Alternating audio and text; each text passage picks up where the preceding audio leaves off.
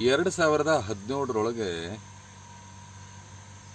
Plastic ಮುಕ್ತ ಭಾರತ ಮಾಡಬೇಕು ಅಂದ್ಕೊಂಡು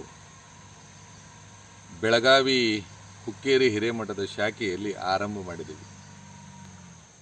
ಸುಮಾರು 2 ಲಕ್ಷಕ್ಕಿಂತ ಹೆಚ್ಚು ದೇಶದ ತುಂಬ ಅಷ್ಟೇ ಅಲ್ಲ, ಹೊರದೇಶದಲ್ಲೂ ಕೂಡ ಬಟ್ಟೆ ಚೀಲಗಳನ್ನು ವಿತರಣೆ ಮಾಡಿ ಪ್ಲಾಸ್ಟಿಕ್ಕನ್ನು ಬಳಸಬೇಡಿ ಅಂತ ಹೇಳಿ ಆಂದೋಲನ ಮಾಡಿದ್ದೀವಿ.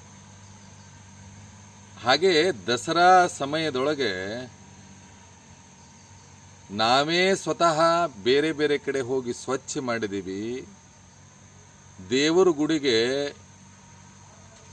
ಬೇರೆ ಬೇರೆ ವಸ್ತುಗಳನ್ನ ಕೊಡೋದು ನೋಡಿದ್ದೀರಿ. ಆದರೆ ನಾವು ಕಸವನ್ನು ಹಾಕುವ ಸ್ಟೀಲ್ ಆ ಒಂದು ಬುಟ್ಟಿಯನ್ನು ದೊಡ್ಡ ಕೊಟ್ಟೇವಿ. ಇದೆಲ್ಲವೂ ಕೂಡ ಸಂತೃಪ್ತಿ ಆಯಿತು. ಜೊತೆಗೆ ನದಿ ಸ್ವಚ್ಛ ಮಾಡಬೇಕು ಅಂದಾಗ ನಮ್ಮ ಜೊತೆ ಹೊಳೆಯಮ್ಮ ದೇವಸ್ಥಾನದ ಬಳಿಯಲ್ಲಿರುವ ಹಿರಣ್ಯಕೇಶ ನದಿಗೆ ಇಂದಿನ ಬೀದರ್ ಜಿಲ್ಲಾಧಿಕಾರಿ, ಅವತ್ತು ನಮ್ಮ ಬೆಳಗಾವಿ ಜಿಲ್ಲೆಯ ಜಿಲ್ಲಾ ಪಂಚಾಯತಿ ಕಾರ್ಯನಿರ್ವಾಹಕ ಅಧಿಕಾರಿಯಾಗಿರ್ತಕ್ಕಂಥ ರಾಮಚಂದ್ರ ಸಾಹೇಬರು ಕೂಡ ಬಂದಿದ್ದರು. ನದಿಯನ್ನು ಸ್ವಚ್ಛ ಮಾಡುವಾಗ ಸಾಕಷ್ಟು ಜನ ಫೋಟೋಗಳು ಒಗೆದಿದ್ರು. ಆ ಫೋಟೋದಿಂದ ಬಂದಿರುವ ಗ್ಲಾಸ್ ತೆಗೆಯುವಾಗ ನಮ್ಮ ಕೈಗೆ ರಕ್ತ ಬಂತು. ಆ ಸಂದರ್ಭದಲ್ಲಿ ರಾಮಚಂದ್ರ ಸಾಹೇಬರು ಒಂದು ಮಾತು ಹೇಳಿದರು, ಗುರುಗಳೇ, ಈ ಒಳ್ಳೆ ಕೆಲಸ ಮಾಡಕತ್ತಿದ್ದೀರಿ, ಆದರೆ ನಿಮಗೆ ಕೈ ಕೊರೆದು ರಕ್ತ ಬಂತು, ನನಗೆ ನೋವಾಯಿತು ಅನ್ನೋ ಮಾತನ್ನು ಹೇಳಿದರು.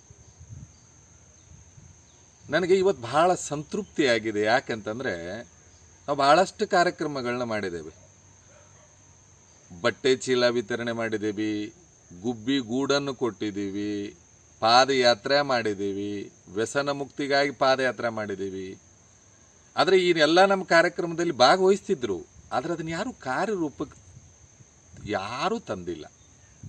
ಆದರೆ ನನಗೇನು ಖುಷಿ ಅಂತಂದರೆ, ಇವತ್ತು ಬೆಳಗಾವಿಯ ವಿಜಯ ಆಸ್ಪತ್ರೆಯೊಳಗೆ ಸಂಪರ್ಕಾಧಿಕಾರಿಯಾಗಿ ಕಾರ್ಯವನ್ನು ನಿರ್ವಹಿಸುತ್ತಿರುವ ವೀರೇಶ್ ಹಿರೇಮಠ್ ಅಂತ ಒಂದು ಅದ್ಭುತ ಕಾರ್ಯಕ್ಕೆ ಕೈ ಹಾಕಿದ್ದಾನೆ ಪುಣ್ಯಾತ್ಮ. ಅಂತಂದರೆ ಡಾಕ್ಟರ್ ರವಿ ಪಾಟೀಲ್ ಅವರ ಪ್ರೇರಣೆ ಜೊತೆಗೆ ನಮ್ಮ ಒಂದು ಅಪ್ಪಣೆ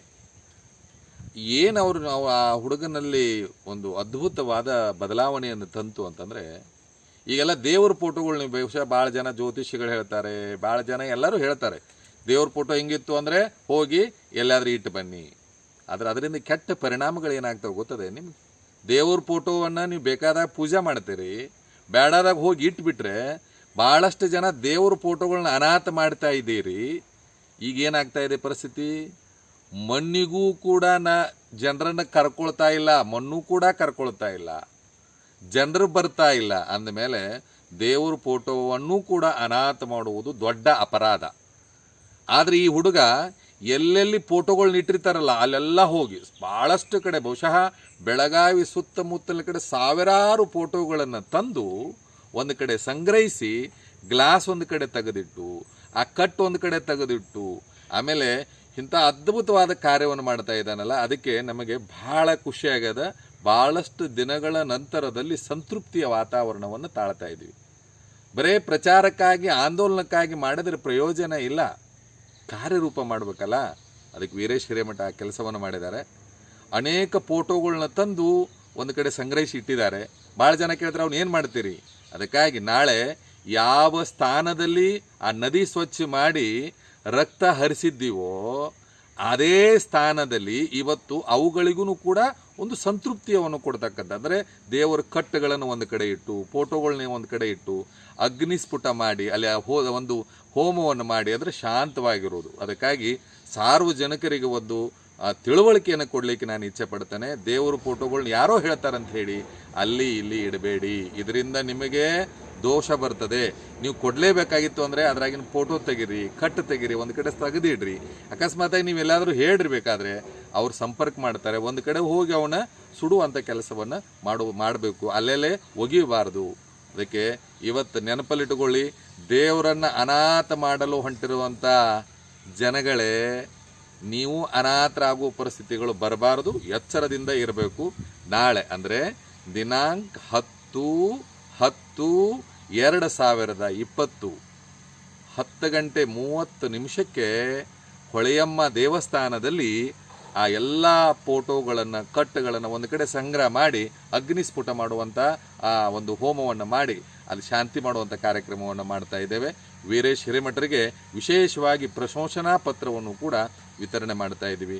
ಎಲ್ಲರೂ ಪಾಲಿಸಬೇಕು, ಇದು ಬಹಳ ಮುಖ್ಯ ಅನ್ನೋ ಮಾತನ್ನು ಹೇಳ್ತಾ ಇದರ ಒಂದು ಉಪಯೋಗವನ್ನು ಪಡ್ಕೊಳ್ಳಿ. ಅಲ್ಲೇ ಇಲ್ಲೇ ಫೋಟೋಗಳನ್ನ ಎಸಿಬೇಡಿ. ಜೈ ಗುರುಶಾಂತ್.